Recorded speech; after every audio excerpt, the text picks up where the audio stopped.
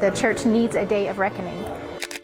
With nearly 15 million members, the Southern Baptist Convention is the largest Protestant denomination in the United States. Now it is facing a reckoning of its own over sexual abuse. A Houston Chronicle investigation found hundreds of clergy or staff allegedly committed or misconduct over 2 decades. Meantime, the president of the Ethics and Religious Liberty Commission resigned last month.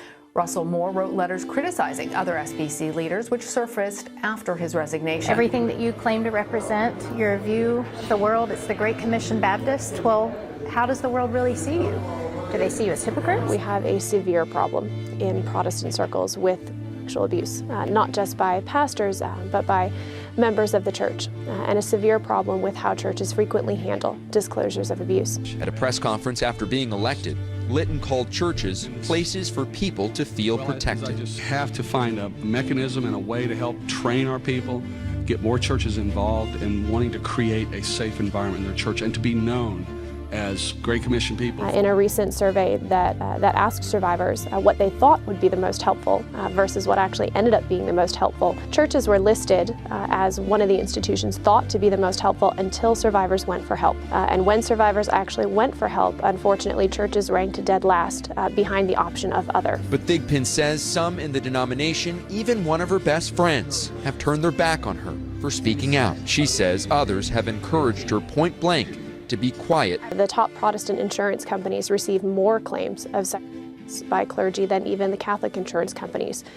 receive. And the number one reason that Protestant organizations have been held liable in federal court for more than a decade is for the issue of sexual abuse.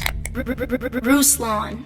Why are you addressing this? This isn't good news. This isn't making the church look good. You know what? Sometimes we need to tell the truth and expose ourselves. If you've ever heard of Rick Warren, Stephen Furtick, David Platt, massive names in the evangelical world got their start in SBC affiliated or SBC funded churches. The SBC is the Southern Baptist. They have over 13 million members and thousands of churches and do incredible missions work all over the world. My wife grew up in an SBC church. The pastor that married us is an SBC pastor. My wife has went on SBC missions trip, massive missions, massive church planting networks.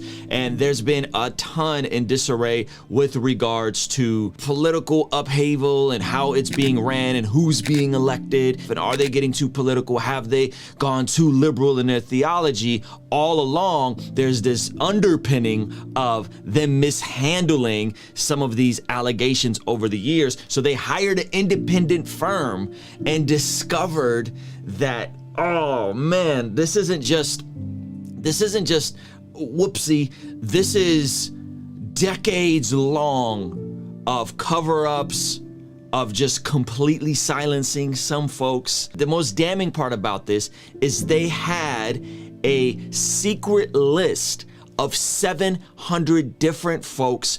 At least 400 of them were still active.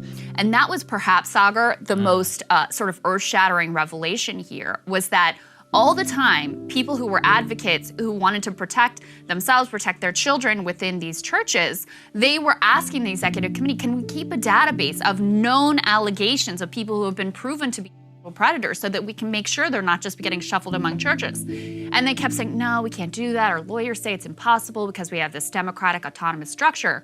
Meanwhile, while they are saying this, directly lying to the people who have concerns, they are maintaining their own database that included more than 700 names of people who were credibly accused. So there are a lot of parallels here with the Catholic Church and the cover-up there. And instead of reporting them and creating systems to deal with all of these allegations that were coming in, some involving juveniles, some involving other pastors' wives that were then positioned to look like consensual affairs. Instead of dealing with this stuff, they covered it up.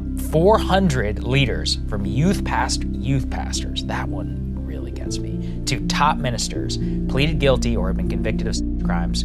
against more than 700 victims since 1998. Christianity Today is reporting that this is apocalyptic in terms of this denomination. This is a massively huge community. And as I read the reports, and kudos to them for at least hiring an independent firm. And I guess the new president who stepped in a year ago was a part of overseeing this process. And some of you guys are like, why are you addressing this? This isn't good news. This isn't making the church look good. You know what? Sometimes we need to tell the truth and expose ourselves. We need to be honest that this stuff happens, that we need to do better, that we need to listen to women when they come forward with these stories, because they don't have anything to gain. They're not all crazy and doing it for attention. We have to get better at this, and I think one of the best ways to do that is by addressing it. Furthermore, I think it's essential to have proper protocol and not just be, oh man, it'd be real bad if there was adultery or a moral scandal. This is substantially worse, because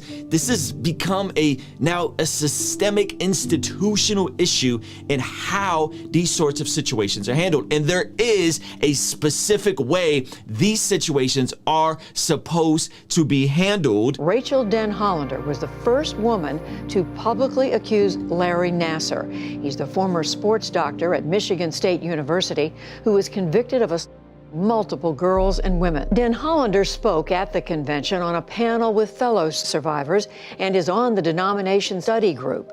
She's also the author of What is a Girl Worth? My Story Breaking the Silence and Exposing the Truth About Larry Nassar and USA Gymnastics. Rachel Den Hollander, thank you very much. You've said that some in the Southern Baptist Convention are undermining these changes, that they were clearing some of the local churches that should have been reprimanded. Why did you make that statement? Well, unfortunately, that's a matter of public record. The SBC president, J.D. Greer, had put forward a list of churches that he believed merited closer scrutiny for how they had handled claims. But within a matter of days, the SBC's executive committee, who is in charge of doing that investigation, cleared 7 out of those 10 churches without talking to survivors, and unfortunately did so on a 4-pronged basis that was almost useless in evaluating whether churches mishandled. And advocates and survivors and experts in the field could have explained to the executive committee that those 4 prongs that they were using to evaluate were not the correct standards to be using. They were not helpful guidelines to be using,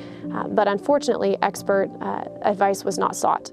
Sometimes the church does stuff well internally. Other times it is, we know how to do this. We got this figured out. We got the Bible. We're going to handle it in-house.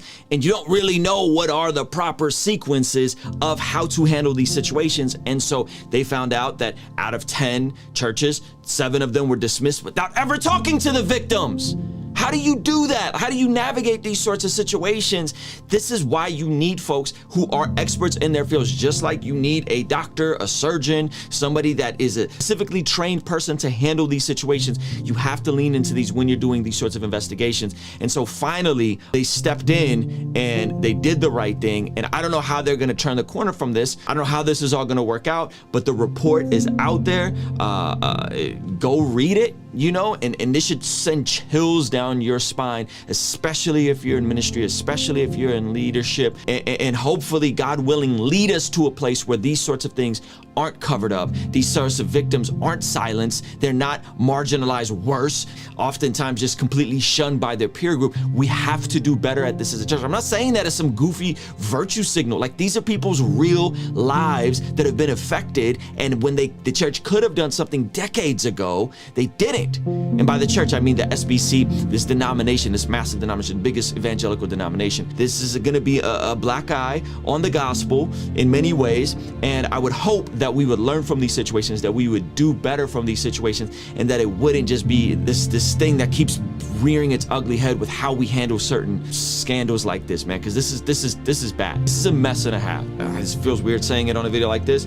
Smash the like button, subscribe, all that good stuff. I have a video over here of why I'll never work at a church again. I've been on staff at a church before. And so if you guys want to check that video out and another recommendation from YouTube, please do that. I appreciate you being here. Thank you so much. I'll see you guys over here. All right. Love you. Peace.